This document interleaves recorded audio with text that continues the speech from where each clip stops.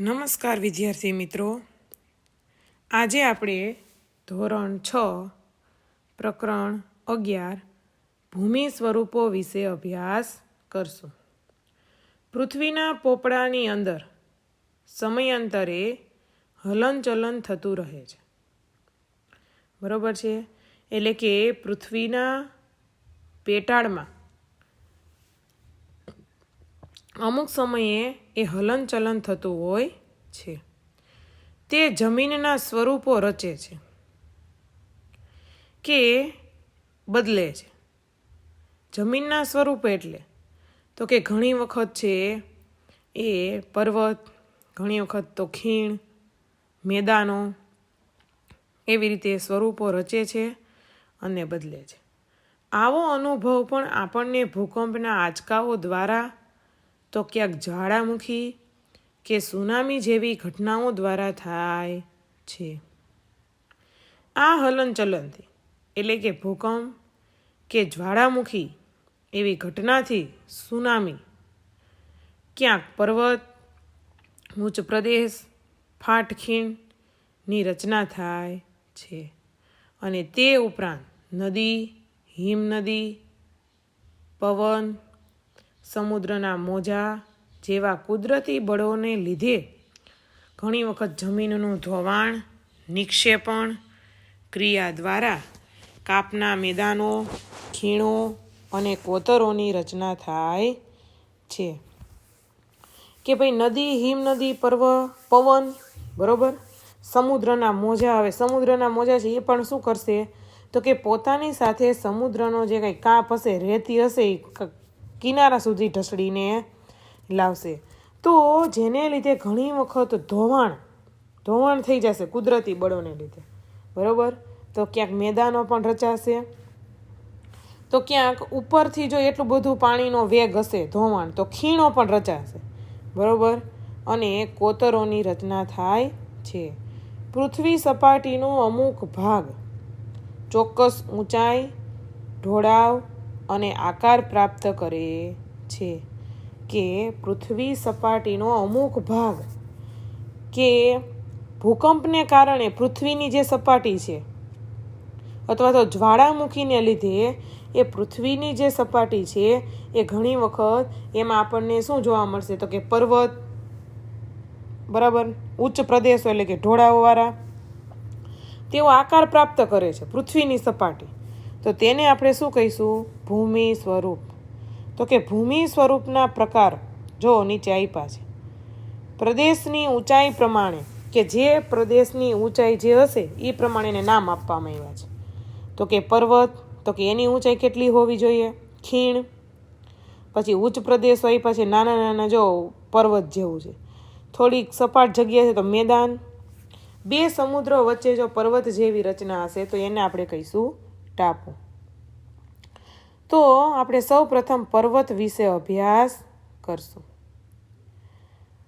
સમુદ્ર સપાટીથી લગભગ 900 મીટરથી વધુ ઊંચાઈ ધરાવતા તેમજ ઓછા કે તીવ્ર ઢોળાવ અને સાંકડા શિખરો ધરાવતા વિસ્તારને પર્વત કહે છે.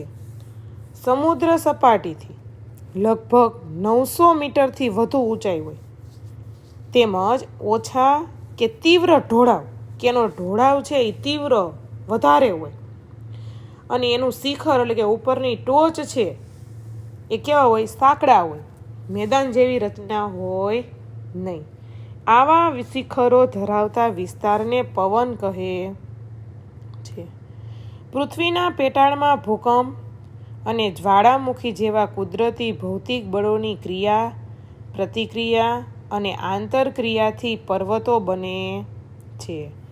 કે આંતરક્રિયા એટલે કે પૃથ્વીના પેટાળની ક્રિયાને લીધે શું બનશે તો કે પર્વત બને છે. પર્વતના ઉદ્ભવ અને વિકાસમાં એકથી વધુ ક્રિયા અને બળોની અસર જોવા મળે છે.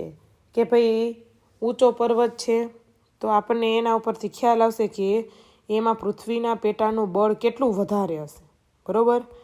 તો કે એકથી વધુ ક્રિયા, કે ઘણી બધી ક્રિયાઓ એમાં જોવા મળે છે. બળ ઓછું હોય, વધારે હોય, તો એને આધારે પર્વત અને વિવિધ પાસાઓના સંદર્ભમાં જોવા જઈએ તો પર્વતો છે એ એકબીજાથી અલગ જોવા મળે છે. તો આપણે જોશું પર્વતોનું વર્ગીકરણ. નિર્માણ પ્રક્રિયાના એટલે કે પર્વતોનું જ્યારે નિર્માણ થાય એને આધારે પર્વતોને 4 વિભાગમાં વહેંચવામાં આવે છે. એક ગેડ પર્વત, બીજું ખંડ પર્વત, જ્વાળામુખી પર્વત અને ચોથું અવિશિષ્ટ પર્વત. એમાં સૌપ્રથમ આપણે અભ્યાસ કરશું ગેડ પર્વત. મોટે ભાગે સમુદ્રના તળિયાના પ્રદેશો કે જળાશયોના તળિયે એકત્ર થયેલ નિક્ષેપના બંને બાજુએથી દબાણ આવતા કરચલીઓ કે ગેડ પડે છે તેવા ઉધ્વ વળાંકને આપણે શિખર તરીકે અને અધો વળાંકને ખીણ તરીકે કે તળેટી સ્વરૂપે જોઈ શકાય છે.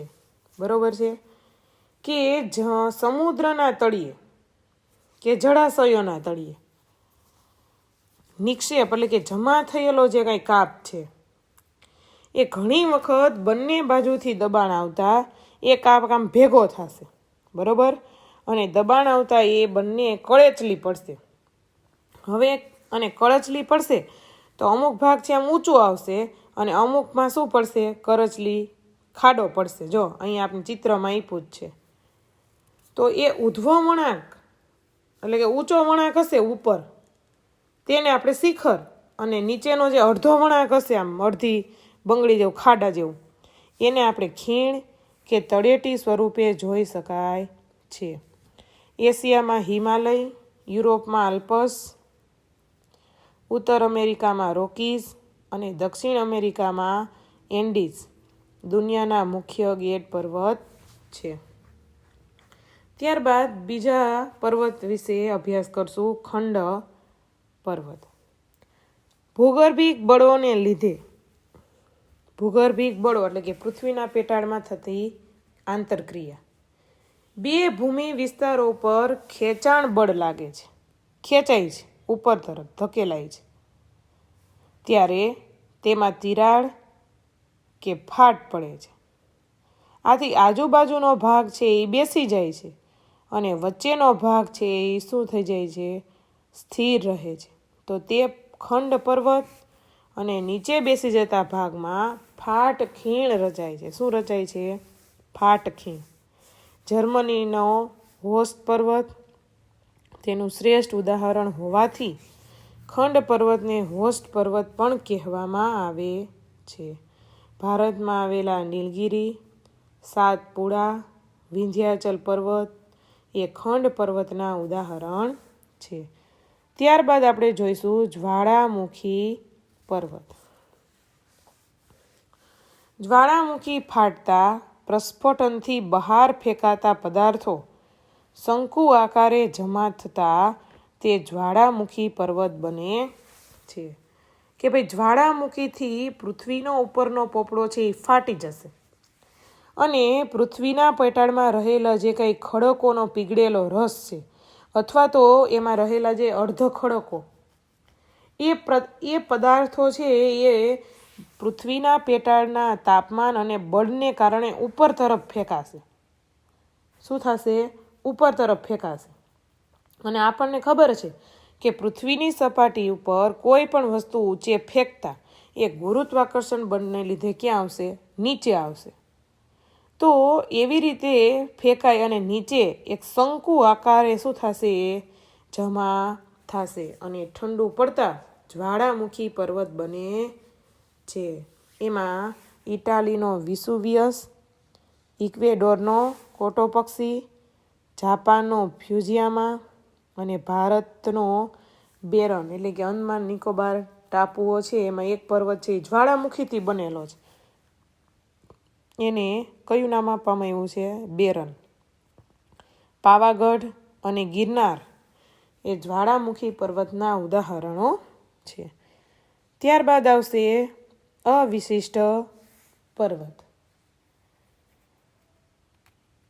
ઘસારાના કુદરતી બળો સામે, કે જળાશયો, સમુદ્ર, બરોબર, એ ઘસારાના કુદરતી બળો સામે, કે ઘણી વખત એટલો બધો ઘસારો હોવા છતાં પણ એનો અમુક ભાગ એ ટકી રહેતા, શેષ ભાગમાંથી, એટલે કે એ વધારાના ભાગમાંથી એ ટકી રહેતા એ શેષ ભાગો છે એ પર્વત જેવા જ આમ અનિયમિત આકારના, તો એ અવિશિષ્ટ પર્વત બને છે.